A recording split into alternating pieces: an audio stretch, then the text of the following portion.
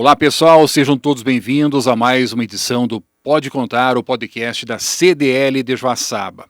Hoje vamos falar aí sobre um tema que tem se tornado cada vez mais relevante nas empresas e que impacta diretamente o bem-estar dos colaboradores: a saúde mental no ambiente de trabalho. Para conversar sobre este tema, temos duas convidadas muito especiais aqui no estúdio, que é a psicóloga e proprietária da empresa Lidera RH, Adriana da Silva, e também a Tuli Rocha, ela que é psicóloga e coach executiva em desenvolvimento humano e professora do SENAC. Sejam bem-vindas ao Pode Contar, o podcast da CDL Joaçaba. Muito obrigada. Prazer. Tuli. Obrigada, Marcela. É um prazer estar aqui. Ótimo. Para a gente começar esse nosso bate-papo aqui, eu queria que você se apresentasse, falasse um pouquinho das funções de vocês dentro dessa área aí.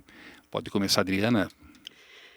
Então, eu sou a Adriana, minha formação é em psicologia. Sempre trabalhei com saúde mental, mas no serviço público, né? Com coordenação de CAPS, né? Gestão de pessoas, né? Mas no CAPS, que é um centro especializado em saúde mental. Hoje continuo trabalhando com saúde mental, mas de uma forma um pouco diferente, levando isso para dentro das empresas, né? Proporcionando bem-estar, implantando programas de saúde mental nas empresas, auxiliando as pessoas. Não deixei o meu amor, né, pela saúde mental e também faço a parte de gestão de tudo isso. Empresas privadas. Empresas privadas, Isso. mas você é da empresa Lidera RH, isso. né? Ótimo. Tuli. Então, também sou psicóloga de formação. Atuo um pouco mais de 20 anos na área organizacional, em psicologia organizacional e desenvolvimento humano, né? E trabalho também com a questão de saúde mental dentro das organizações, com a formação de socorristas em saúde mental, né? Trabalhando esse tema dentro das organizações, que é fundamental para o desenvolvimento delas, inclusive. É uma figura bem contemporânea essa, né? Exato. Socorrista de saúde mental. Daqui a pouquinho a gente vai falar sobre isso aqui também. O que leva uma empresa a perceber que cuidar da saúde mental dos colaboradores não é apenas uma questão de responsabilidade social, mas também de produtividade e bem-estar organizacional? Na sua opinião, Adriana? Eu acho que a gente teve uma evolução muito grande, não tenho certeza, que a gente teve uma evolução muito grande se tratando de saúde mental dentro das organizações, a gestão de pessoas, a saúde mental, né, a questão da redução ali do absenteísmo, turnover, né, o burnout, né, que são doenças relacionadas ao trabalho. E também, eu digo assim, o resultado positivo que a empresa tem, né, com um colaborador que está se sentindo acolhido, está se sentindo cuidado. Porque a saúde mental é isso, é o acolhimento, o cuidado, o respeito, e o direcionamento, o auxílio no momento da dor, no momento do sofrimento. Tuli. Então, saúde mental, na verdade, é quem somos, né? Nós somos um ser integral. E como estamos, levamos para dentro do ambiente de trabalho. E claro que, quanto melhor estamos, melhor a gente trabalha. E o que a organização quer? Desempenho das pessoas, né? Então, para você cuidar dentro de uma organização do desempenho das pessoas, é necessariamente primordial cuidar das pessoas. E isso inclui cuidar da saúde delas, sem sombra de dúvida. Há uma mudança de comportamento por parte dos gestores com relação a esse tema? As pessoas estão aí observando melhor essa questão da saúde mental nas empresas aqui em nossa região? Como que você vê essa questão? Eu vejo que é um crescimento bem positivo, um posicionamento bem positivo dos gestores, dos donos de empresa, né, dos líderes de equipe. Eles buscam bastante por esse fator. Que como a Tuli falou, né, nós somos... É tudo muito sistêmico, né? Tem aquele jargão que diz, não mistura a vida pessoal com o profissional, mas isso é impossível, né? Não tem como separar, né? Jamais, não tem como não estar bem lá na minha família, aconteceu alguma coisa ruim, eu tô triste, enfim, ou tô deprimida, eu tô ansiosa, e aí eu vou pro trabalho, entro, né, sento no meu local de trabalho e tá tudo certo, eu vou ficar bem. E aí eu volto para casa para me instalar, isso não existe, Desliga a chavezinha, depois liga de novo. Não, Como se fosse assim, né? É simples, né? É impossível. E os gestores estão tendo mais esse olhar empático para com o colaborador, né? Com dificuldades e desafios, porque como eu falo, né, a gente tem ganhando espaço, mas ainda é um assunto que está prosperando. Mas os gestores estão trabalhando para que isso, né, se desenvolvendo, se desafiando no sentido de cuidar do seu colaborador, de acolher. Concorda, Tuli?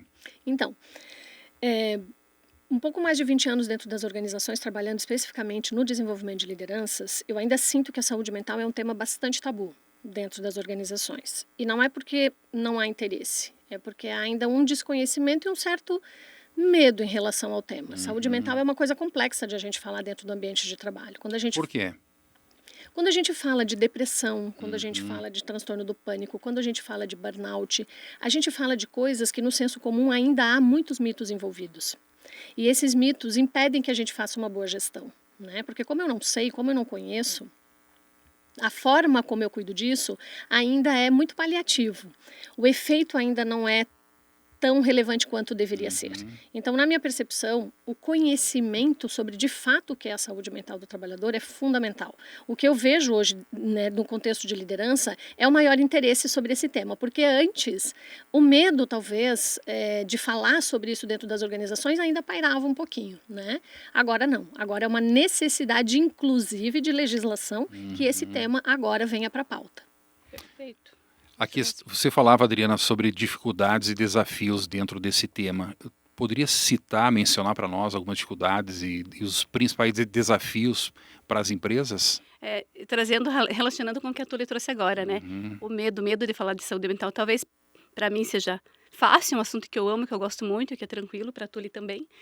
Mas o gestor lá, o líder da equipe, o líder de setor, enfim, ele não tem essa habilidade. E aí meu colaborador chega e fala que está com depressão. E o que eu vou falar? O que eu falo para ele? Eles me perguntaram o que eu falo para ele. Né? Um medo muito grande, o estigma, né? Realmente tem ainda essa questão do medo, do não conhecer, né? E como lidar com essa situação? Qual que seria a dica, a orientação?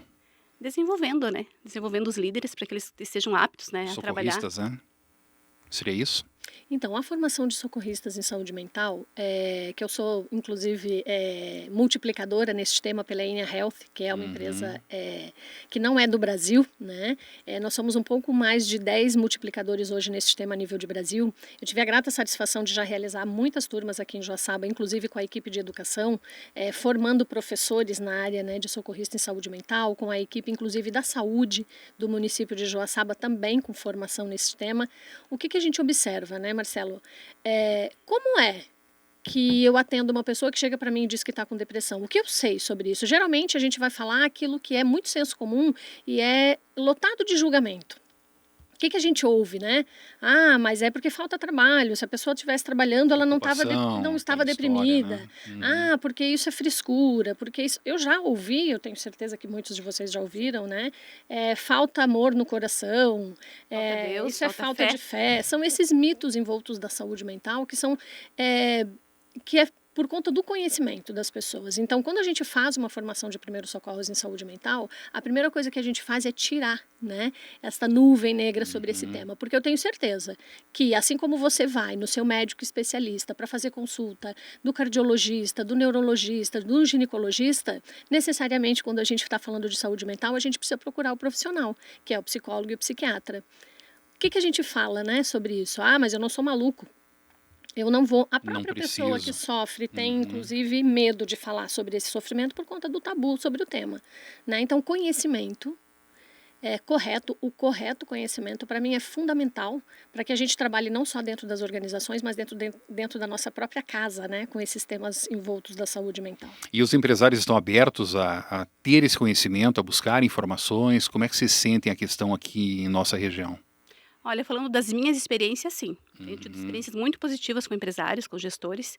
Eles estão buscando bastante essa área de conhecimento de saúde mental, porque eles sentem a diferença. E é um trabalho, assim, que não é palpável, né?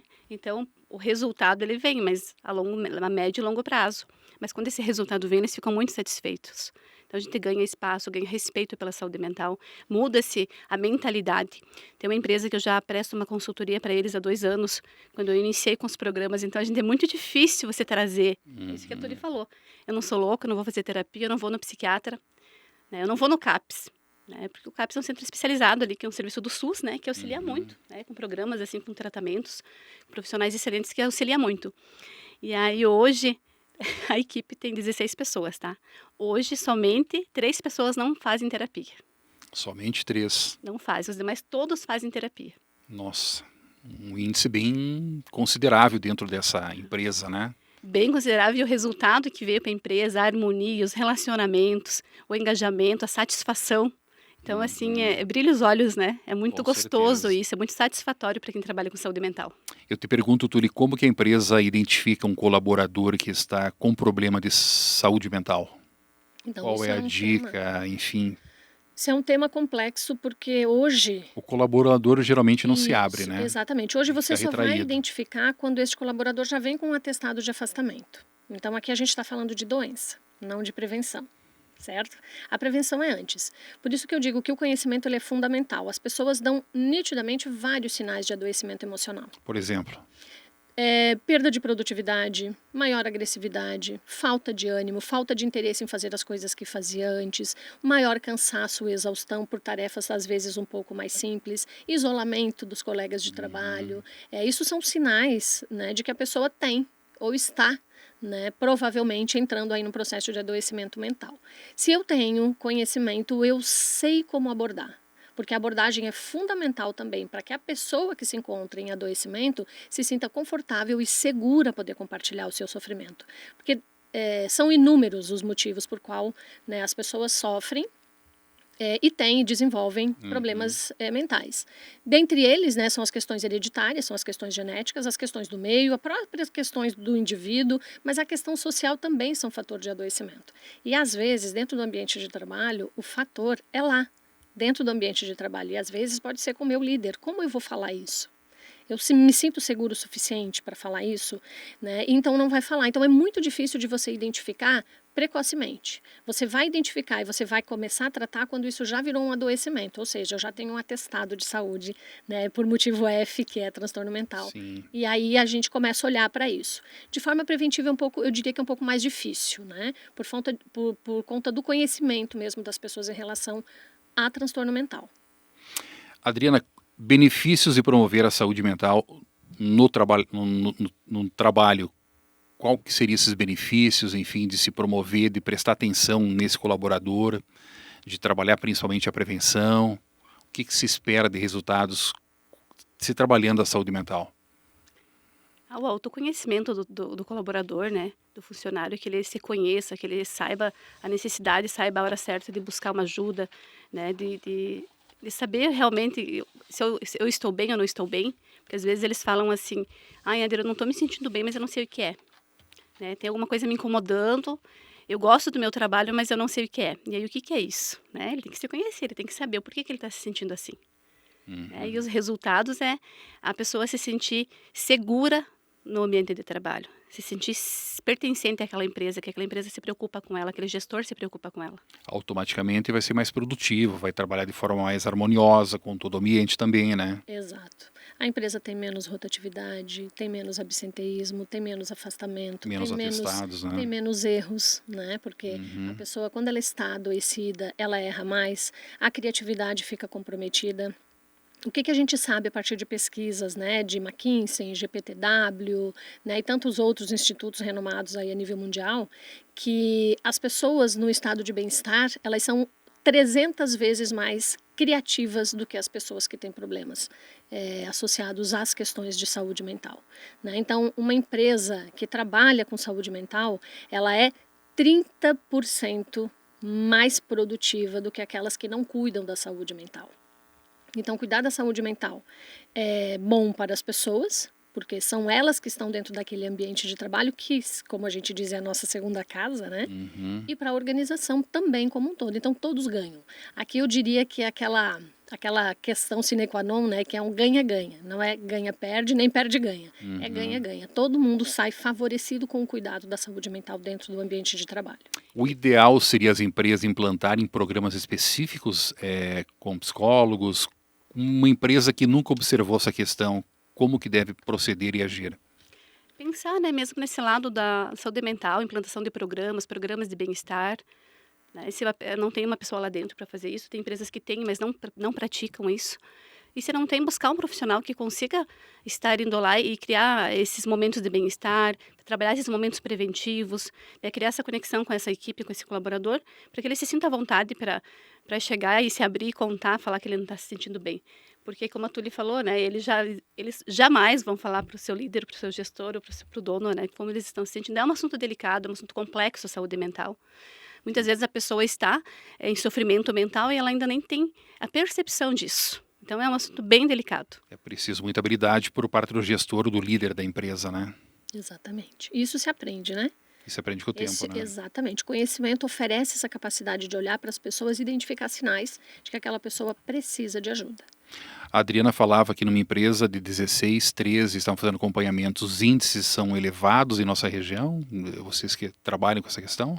A gente sabe que saúde mental é um problema mundial. Mundial. Né? Uhum. O crescimento é bastante significativo, né? E acredito que a nossa região não deve ser um ponto fora da curva, né? Então acredito que sim, pelos indicadores que a gente tem de saúde mental, tem crescido bastante, né? O Brasil é o primeiro país mais ansioso do mundo e o quinto mais depressivo. A pandemia contribuiu para aumentar esse índice, na sua avaliação?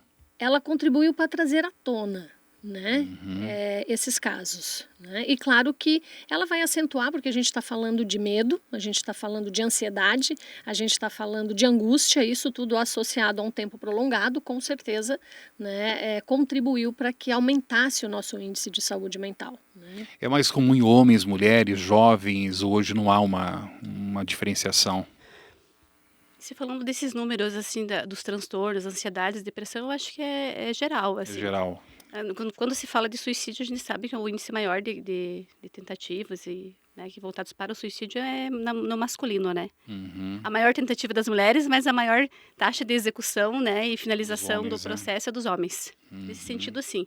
Há uma média de 13% para suicídio para os homens, a 6% para as mulheres, mas as mulheres deprimem mais, numa casa de 9% para as mulheres, a 6% para os homens. Há um tempo atrás eu ouvi alguém comentar que a região de Joaçaba teria um índice muito elevado de suicídios, até em razão da questão da topografia, que não se enxerga o horizonte. Tem alguma relação isso aí? Procede esse tipo de afirmação?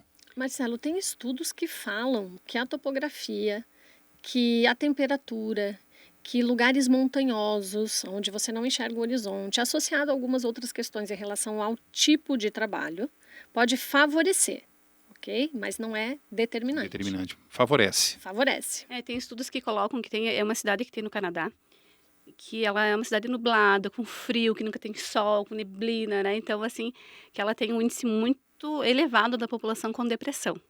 Então, eu acredito que costuma favorecer, porque eu acho que a gente mesmo, quando é um dia chuvoso, nublado, a gente acaba que falando, né, tô deprimido porque eu gosto de sol, gosto de vida, de energia.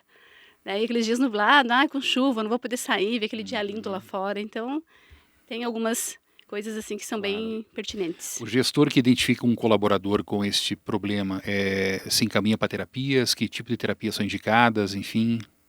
Então, depende do protocolo que a empresa tem. Né?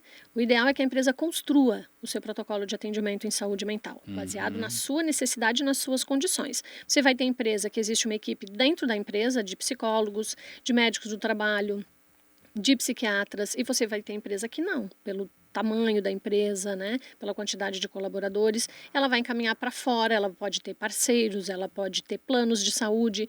O ideal é que a empresa possa desenhar o seu protocolo de atendimento. Esses programas estão caminhando, evoluindo aqui em Joaçaba? As empresas estão atentas a isso? Estão até por uma necessidade de legislação, né? Agora as empresas foi incluído na NR1, né, essa necessidade de comunicar, né? Então as questões sociais voltadas inclusive a assédio e à saúde mental agora fazem parte da NR1, que necessariamente as empresas têm que comunicar o que fazem e como medem esses indicadores, né, de saúde mental e de assédio. A própria legislação ela tem evoluído? Você está acompanhando essa questão toda na sua avaliação? Tem evoluído, tem acompanhado aí as tendências mundiais, né? A gente teve em 2020... Se tem de mudanças, por exemplo, dentro dessa área? Por exemplo, em 2022, a Organização Mundial da Saúde incluiu, né, burnout como doença ocupacional, o que não fazia parte, né? E agora, esse ano, a gente teve a entrada dessas questões sociais dentro da NR01. Né, que é uma questão de legislação agora. As empresas têm que comunicar, têm que ter números e dados referente às questões psicossociais e de assédio, né? Bem como as ações que elas fazem quando elas identificam esses números dentro da organização. Isso vai ter que ser comunicado. A questão, Adriana, de uso de tecnologias, a gente vive num mundo conectado, digamos assim, contribui também para agravar ainda mais a situação? Com certeza. As pessoas Estão perdem a habilidade de se relações relacionar, sociais, né? perdem a habilidade de se relacionar, perdem a habilidade de se comunicar, né? Porque a rede social é ótimo, excelente, veio aí para agregar em muitas coisas. Agora tem o boom da inteligência artificial também, então ela agrega muito. Porém, é uma linha muito tênue do quanto ela me faz bem e quanto ela me prejudica. E aí, como que fica? Como encontrar esse ponto de equilíbrio? Acho que é o grande desafio para todos, né? O grande desafio para todos, inclusive para nós profissionais. Até que ponto a rede social vai ser bom, benéfico para o meu trabalho, para a minha vida, né, para o meu trabalho profissional, e até que ponto, porque é uma coisa assim que ou você anda com o desenvolvimento da tecnologia, com a era digital, ou tu fica para trás. E aí como é que eu vou fazer isso? Pois é. A capacitação de líderes, ela é fundamental para o futuro das empresas, na sua avaliação? Sem sombra de dúvida, eu trabalho há mais de 20 anos com desenvolvimento de lideranças. E não tem como você trabalhar qualquer tema, seja saúde mental, seja crescimento profissional, seja inovação, se as lideranças não tiverem sido capacitadas e preparadas para este cenário, né? Afinal de contas, tudo começa pela liderança. É ela que dá o tom, é ela que determina o ritmo, é ela que cuida desse ambiente, é ela que diz qual é o propósito daquele negócio. E as empresas que não capacitam as suas lideranças têm esses problemas de conhecimento, né, voltados a tantos temas que as lideranças hoje precisam abordar e trabalhar dentro das organizações. Então, sem sombra de dúvida, a capacitação de liderança é fundamental. Concorda, Adriana? 100%. 100% o resultado vem, é algo incrível, assim. Ok. Nós estamos encaminhando o encerramento de mais um Pode Contar, o podcast da CDL de Joaçaba. Eu gostaria de deixar a palavra livre para vocês, para as considerações finais, para fazer alguma colocação de alguma questão que não foi tratada aqui também. Pode começar a Tuli, usando a palavra aí, Tuli. Ok. Acho que saúde mental é uma responsabilidade de todos nós. Não só como empresa, mas como seres humanos, né? E nós não estamos livres de ter este agravo, né, de saúde mental, e tenho certeza que muitos que estão nos ouvindo sabem porque têm e passam por isso ou têm dentro da sua casa, né? O meu convite é que falem, que peçam ajuda, que comuniquem, que falem sobre saúde mental como se ela estivesse falando de qualquer outro problema fisiológico. Afinal de contas, tudo é nosso. Nós somos tudo que temos, inclusive os nossos agravos em saúde mental. E cuidar disso é fundamental para nós como seres humanos e, né, para a comunidade em geral, como para o planeta em que a gente vive, né? Quanto melhor estamos mentalmente, melhor nos entregamos para as relações, né? E é disso que a gente precisa, de boas relações e de um mundo melhor. Maravilha. Obrigado pela presença, Tuli. Adriana? Trazendo então, vindo ao encontro com o que a Tuli falou, nesse fechamento, então, é a pessoa que está lá, que está nos ouvindo, que está nos assistindo. Então, assim, quando vai conversar com uma pessoa que está com problema de saúde mental, faça esse acolhimento. Se não tem nada para falar, não fale. Só diz assim, conte comigo, eu estou aqui, eu vou te ouvir. Não tenho nada para te falar, mas eu estou aqui, conte comigo, eu vou te auxiliar no que você precisar. Né? Um abraço, não tente ficar aconselhando. Eu sei que é no maior das intenções, nas melhores das boas intenções. Porém, qualquer coisa que a pessoa fale pode ser a gota d'água e, né, enfim, deixar a pessoa se sentindo mais mal ainda. Então, assim, só ouça essa pessoa, acolha ela, abrace, fique ouvindo, porque é difícil mesmo. A pessoa fala assim, eu estou deprimido. E aí você fala o quê, né? Se você não tem essa habilidade, não tem esse conhecimento, você faz o quê? Ouça, respeite. Isso a gente se chama empatia, né? Respeitar a dor do outro. Então, respeite a dor do outro. Ok, obrigado Adriana da Silva e também a Tuli Rocha pela presença no Pode Contar, o podcast da CDL Joaçaba. Nós voltamos numa próxima edição. Até lá.